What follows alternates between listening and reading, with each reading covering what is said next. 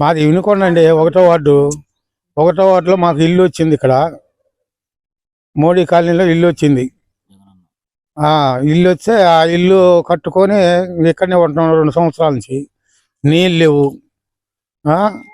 పోతే బోర్లు ఇప్పుడు 4 నెలల నాడు కలెక్టర్ ఆర్డర్ వచ్చిందని బోర్లు పీకారు. ఒక 10-20 బోర్లు పీకి మోటార్లు ఎత్తపోయి బాగు చేసి బిగిస్తా ఉన్నారు. వాళ్ళు ఇప్పటికి అడ్రస్ లేరు.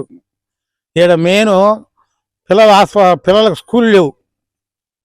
పిల్లలకు స్కూల్ ఉంటే 1000 వాళ్ళు వస్తారు. అది పిల్లలకి స్కూల్ లేక ఇల్లు కట్టుకొని 4 లక్షలు పెట్టి కట్టుకొని ఊళ్ళో అద్దెలు పెట్టుకొని పిల్లలు చదివించుకుంటున్నారండి. ఇక్కడ మెయిన్ పిల్లలకి అంగన్వాడీ స్కూలు, ఎలిమెంటరీ స్కూలు ఈ 2 కావాలి. రోడ్డు వాన కుడితే ఏం రాదు. రోడ్డు మేము వచ్చే పని లేదు. అది విధంగా ఉంది.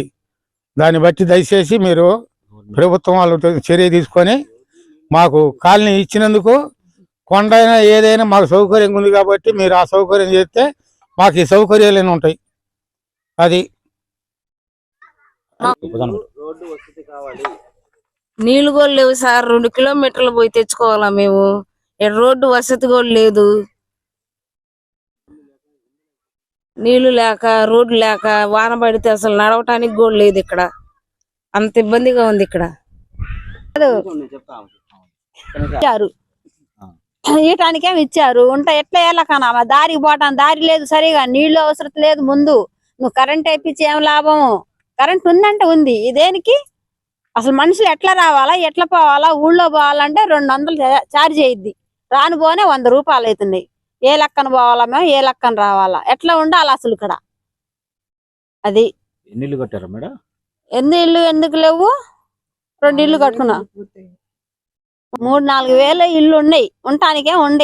ఉండటానికి అవస్థ లేదు, సరిగా లేదు మాకు. ఏ లెక్కన ఉండాలి మేము? ఈటానికేమో ఇచ్చారు బాగానే. ఏ లెక్కన ఉంటాం? నీళ్లు లేవు, ఏమి లేవు. రావటానికి పోవటానికి 100 రూపాయలు ఛార్జ్.